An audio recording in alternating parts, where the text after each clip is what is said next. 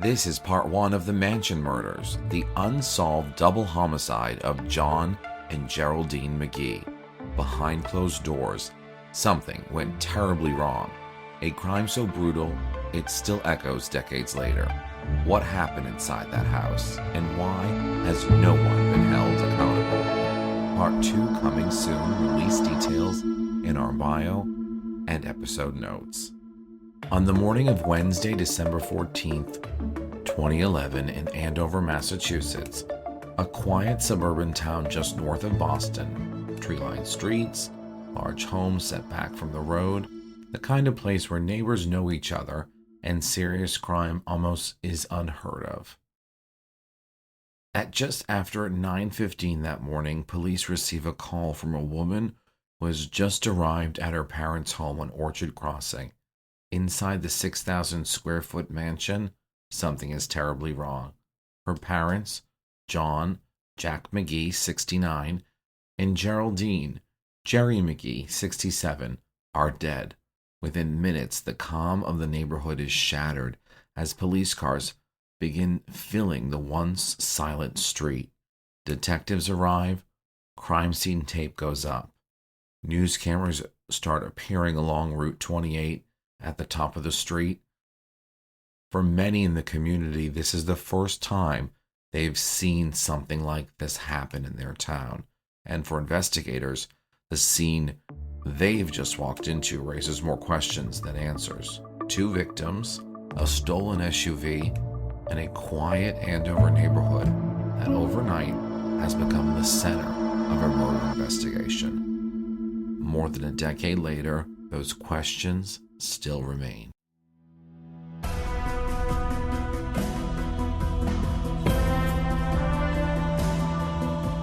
In Massachusetts, history lives on every street corner, in every town center, in every quiet neighborhood. You think you know, but behind some of those places are stories that never really left. Stories of people, families, and moments that have changed entire communities forever. This is Murders in Massachusetts. I'm Jonathan Power, creator, executive producer, and host. Each episode will take a closer look at real cases across the Bay State. Not just what happened, but where it happened, and how it continues to shape the people and places left behind. Because these aren't just headlines, they're part of the towns we call home. And if you find these stories meaningful, be sure to follow the podcast so you always know when new episodes are available. This podcast discusses real crimes, including murder, and in some cases, crimes involving children. These topics may be disturbing for some listeners. Listener discretion is advised. Andover, Massachusetts feels something lifted from a New England storybook. Quietly charming and effortlessly composed. Tree-lined streets curve past cozy, well-kept homes, many with deep front porches, shuttered windows, and generations of history built into their foundations. Brick crosswalks lead you past understated storefronts, familiar names, and gathering places that seem to exist outside of time. Nothing here clamors for attention. Everything invites you in. I've been physically living in Andover for the past just about 30 years. It's one of those places that checks every single box. You've got top-tier schools, a stunning New England setting, and a community that people genuinely fall in love with. But what I always tell my clients is Andover isn't just a place you move to, it's a place that you stay. And after 40 plus years in this business, I've seen that proven over and over again. And I remember the first time that I drove, and the town wasn't as vibrant when I first came here with as many restaurants and boutiques that we have now. But I remember driving down the street from downtown, from Phillips Academy all the way into town. And I remember thinking to myself, this is an easy lifestyle to sell. You can live right near downtown and walk to incredible restaurants and coffee shops, or you can have a more private estate style property just minutes away. That flexibility is huge.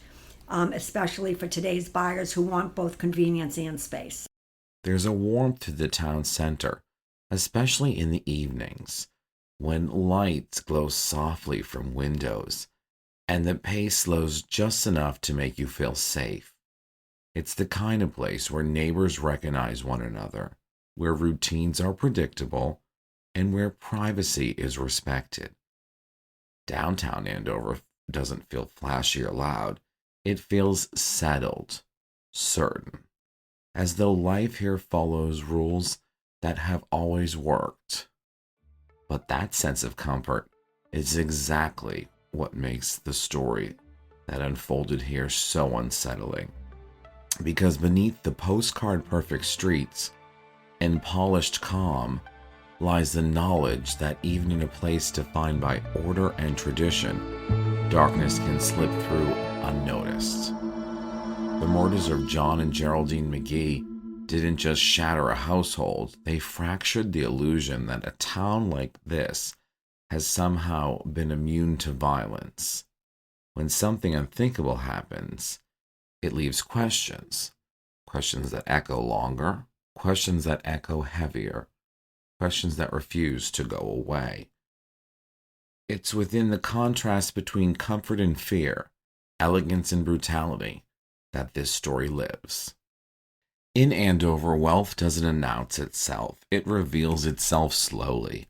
In the architecture, the quiet confidence, and the spaces that feel less like businesses and more like private worlds. The former Palmer's restaurant and tavern once felt like stepping into someone's living room.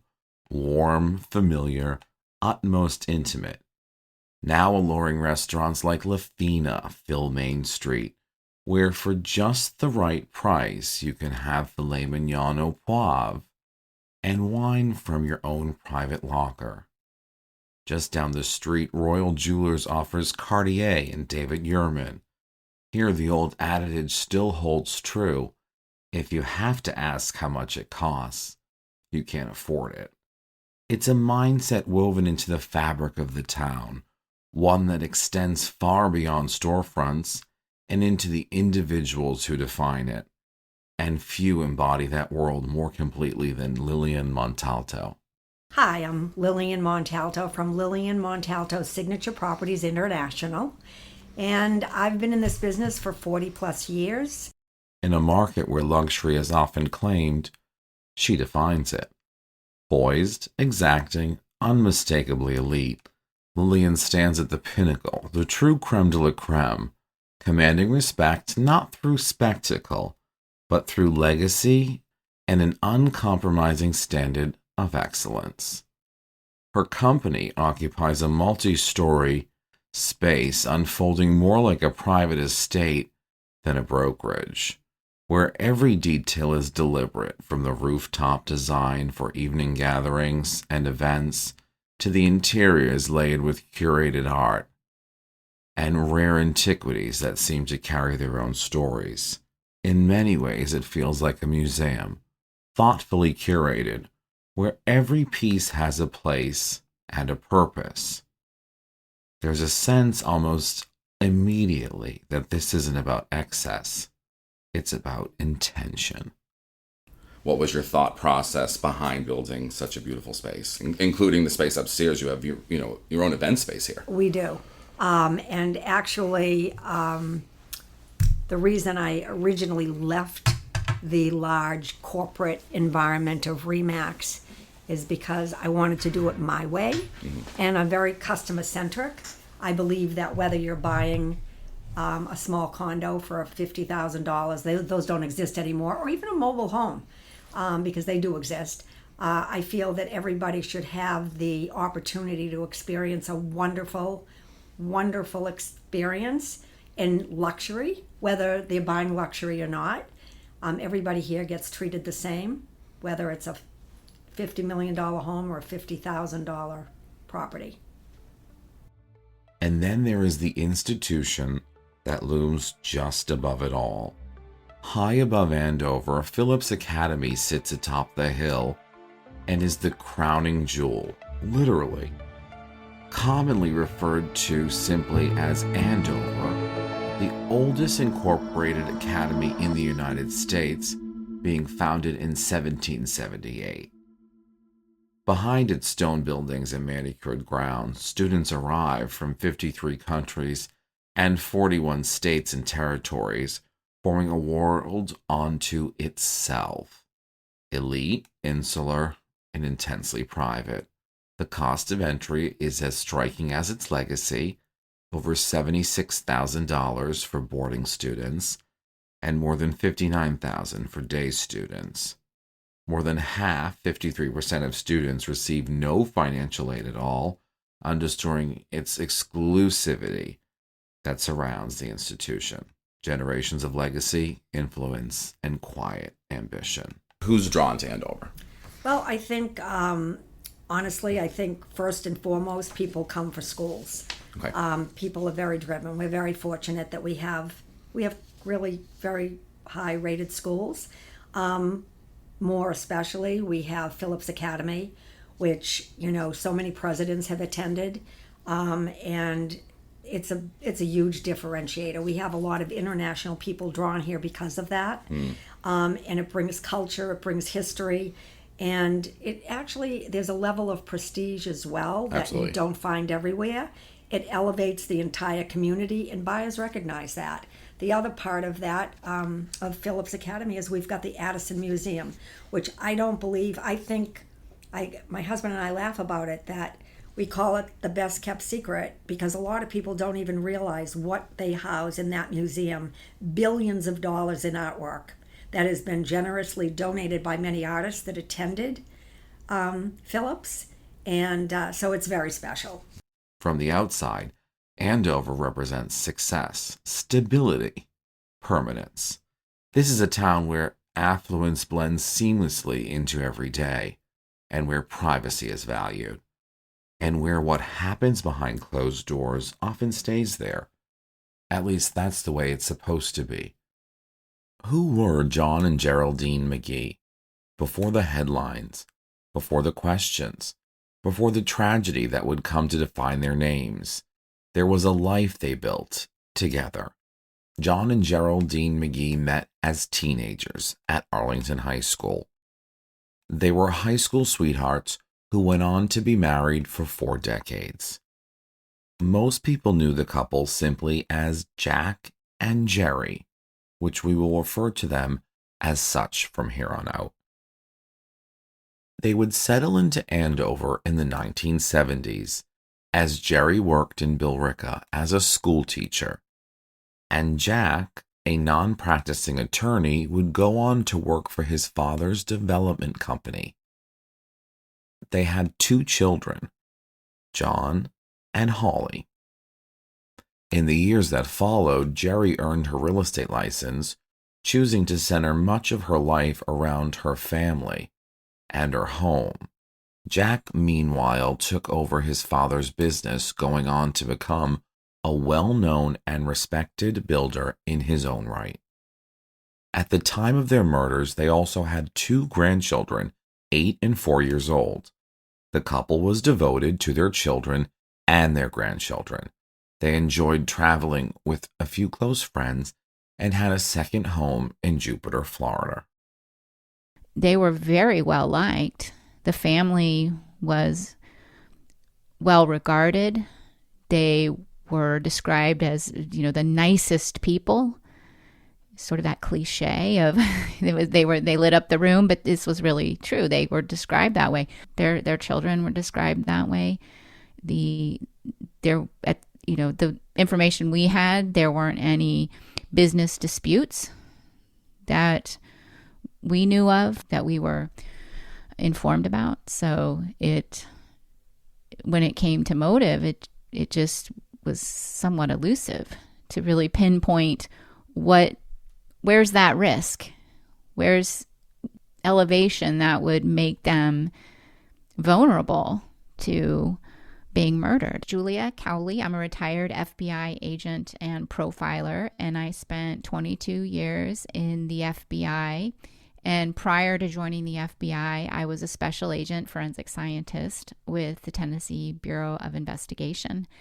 And now, as a retiree, I have a true crime podcast called The Consult, Real FBI Profilers. And I do that show with 3 of my former colleagues who are also retired FBI profilers. And we look at cases that are both solved and unsolved.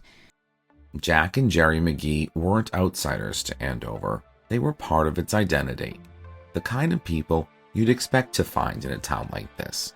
Driven, established, and quietly successful. Their story wasn't flashy or loud.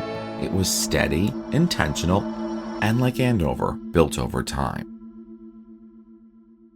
Like many couples, their relationship grew through shared routines, mutual ambition, and the vision for a life they wanted to create. And they did create it. Together, they built not just a family, but a business, a multi-generational development company rooted in hard work, long hours, and an understanding of how to turn opportunity into something lasting. The kind of business that doesn't just generate income, it builds legacy. In a town like Andover, that matters. I'm not aware of significant debt or, gambling issues or drug issues or substance abuse. Nothing. And they really did not live beyond their means. They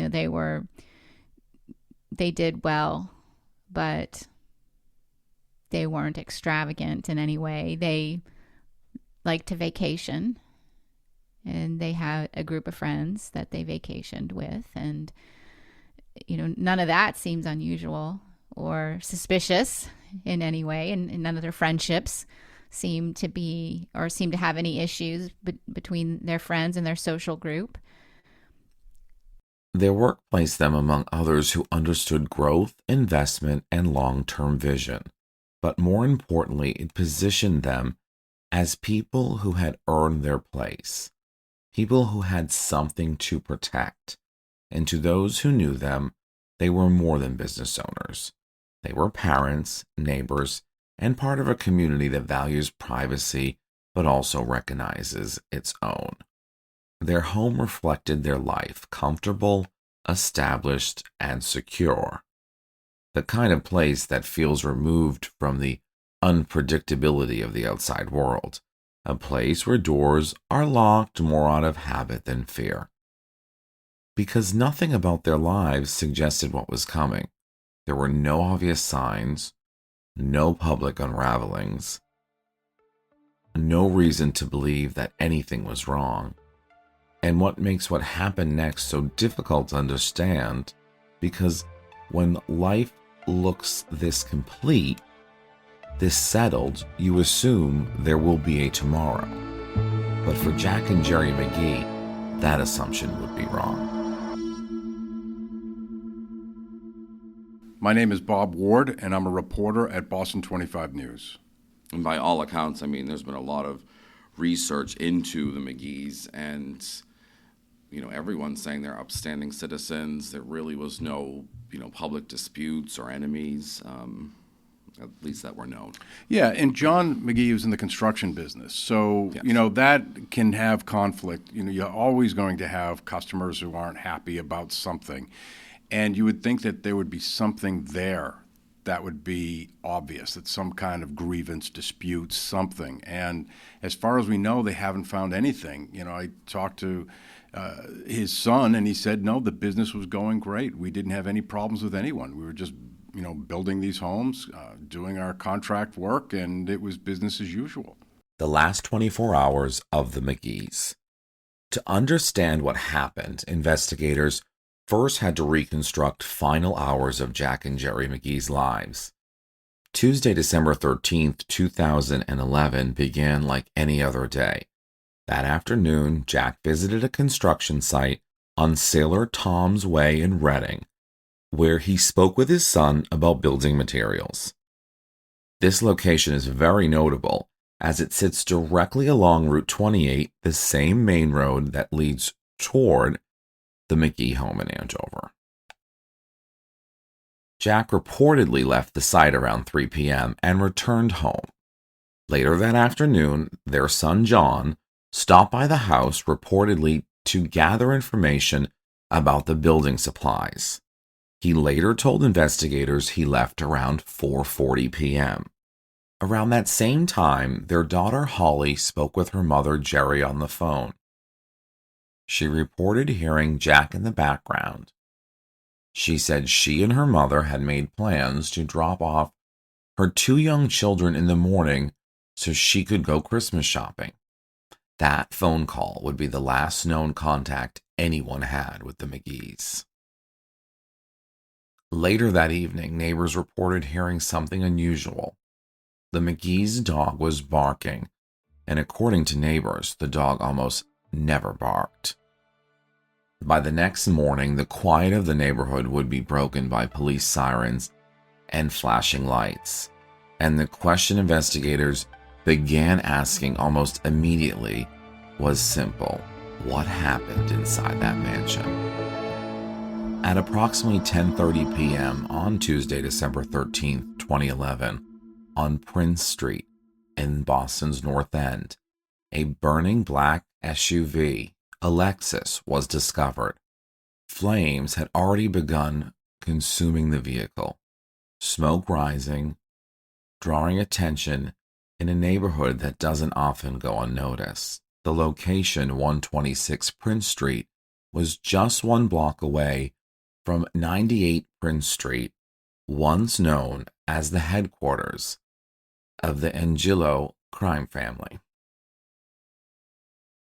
For the Magee's children, John and Holly, the connection didn't make any sense. Their family had no known ties to the North End. They would visit occasionally for dinner or for a night out, but nothing more. So why bring the vehicle here? Why drive it into Boston, into one of the most recognizable neighborhoods in the city, and leave it there? Was it random, or was it intentional?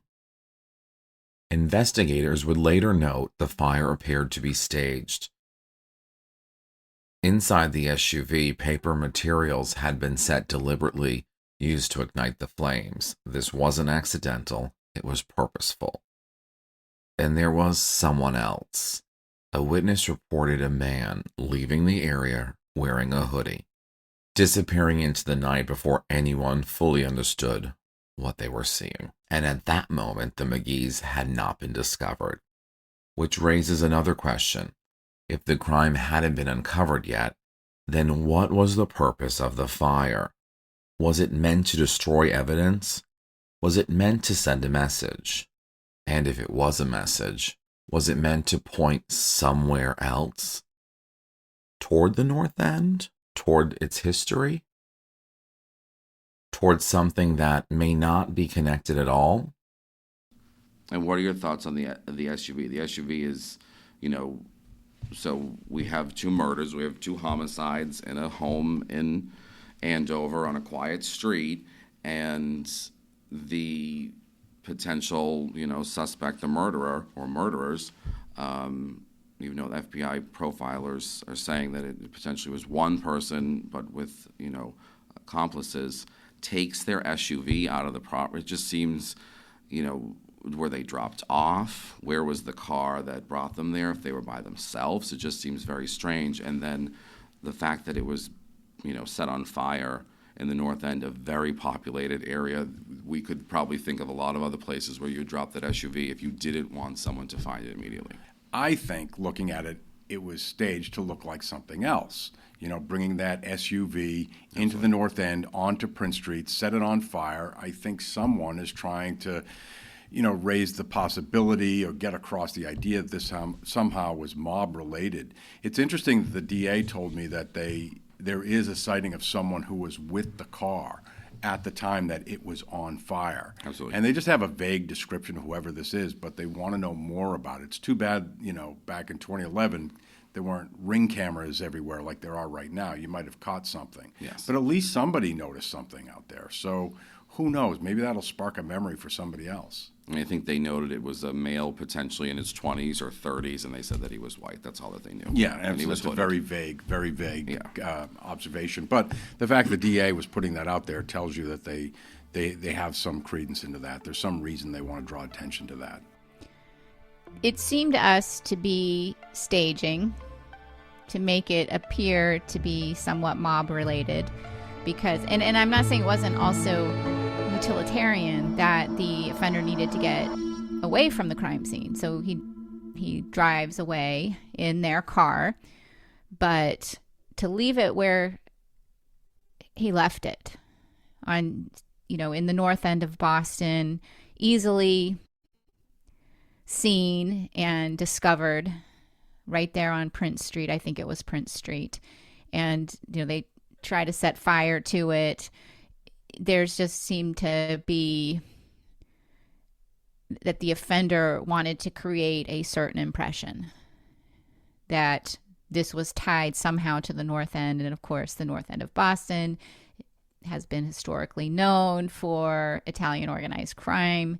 And so we just thought that that was likely staging to make it look like something that it wasn't. And generally, when we see staging in a crime or a crime scene, whether somebody has manipulated something at the scene or circumstances surrounding the event or verbal staging, we would see that sometimes as well.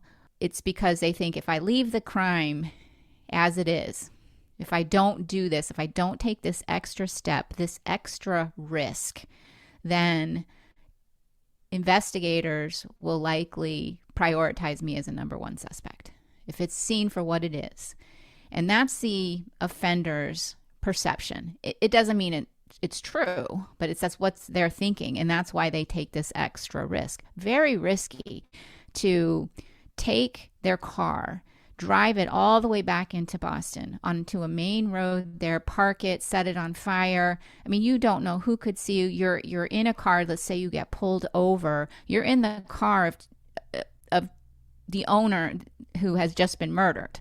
And so very, very high risk. But this was very important to the offender. This was something that they felt they needed to do. That tells us that this offender likely had a close connection to them. And I say likely because nothing is ever 100%, but a close connection. Or they, needed a time and distance between them and the crime. Either they thought that they were witnessed at the crime, or people knew that this person had a meeting with them or had a known relationship with them or something. It's just a way to put this time and distance and make it look like something that it's not, because they feel, if I don't do this, I will be prioritized as the number one suspect. The next morning on Orchard Crossing, everything changes. Holly rushes her children out of the house, quickly, urgently, shielding them from something they don't yet understand. And then she calls 911. The call comes in just after 9:15 a.m. Inside the home, Jack and Jeri had been found brutally murdered, execution style. Within minutes, the quiet neighborhood begins to shift.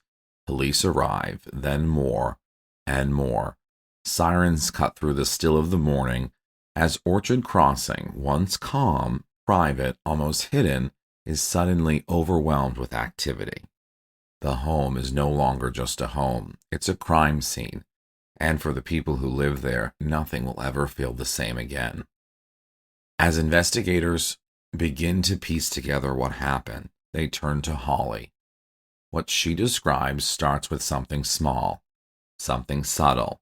That morning when she arrived, her mother didn't greet her, which was unusual, but not yet alarming. As she stepped inside, the house didn't feel right. The television was on, loud, almost jarring in the quiet. The family dog was agitated, unsettled, and then everything changed. Her young daughter ran ahead into the living room, and what she found was Jack and Jeri. Holly would later describe the amount of blood on the floor. She gathered her children, quickly without hesitation, rushing them outside, calling 911. But even in those moments, there were details that didn't make sense, things that felt off. Holly explained the front door was locked, something she said never happened, not when family was expected. The garage door was open, the light inside was still on, and in the kitchen, Resting on the island was the leash for their small dog Treasure. Out of place, unusual, because Jeri was known to keep a tidy home. Everything had its place, everything was put away. Something had disturbed that order, and those small details would become part of a much larger question. When I spoke with a neighbor that lives across the street, someone who has lived on Orchard Crossing since 2005, their memory of that morning was, in many ways, defined by how ordinary it felt. They left home early, sometime around 7:30, 8 o'clock, to bring their daughter to school and to continue on to work. At that point, nothing had been discovered. There were no police, no signs that anything was wrong, and as they drove out of the neighborhood, there was nothing that stood out, no unusual activity, no indication of what was soon to unfold. The Magee's home itself, they explained, sat back from view, particularly hidden, not easily seen from the road. It wasn't a place you would casually glance toward as you passed by. Back at their house, their wife was still home when there was a knock at the door. It was the Andover police. They told her she was safe and not to worry. At the time, she didn't yet know why they were there, only that something had happened. Their home sits back from the road with a long driveway removed just from the center of the neighborhood, that they hadn't seen or heard anything themselves. And in the end, like so many others in the area, their experience of that day wasn't defined by what they witnessed, but by what they didn't. 7 Orchard Crossing, a sprawling custom-built home set back from the road, hidden behind a long driveway that stretches nearly 200 feet. Secluded, private, almost removed from everything around it. Inside, more than 6,000 square feet spread across 3 finished levels. A home designed for living and for space. A great room, a living room, a family room, a formal dining room, and an expansive kitchen. A heated indoor pool, a game room, a 2-story foyer that opens to the entire space. 4 bedrooms, 4 full baths, an office, an exercise room, and a 4-car garage. As investigators move through the home, room by room, floor by floor, they're not just processing a scene, they're trying to understand it. And almost immediately something stands out. There are no signs of forced entry, no indication of a break-in, and nothing inside appears to be disturbed in a way that suggests someone forced their way in.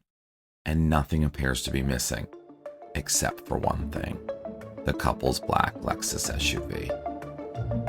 A single piece removed from an otherwise untouched scene, and it wouldn't be long before investigators would discover where it had been left.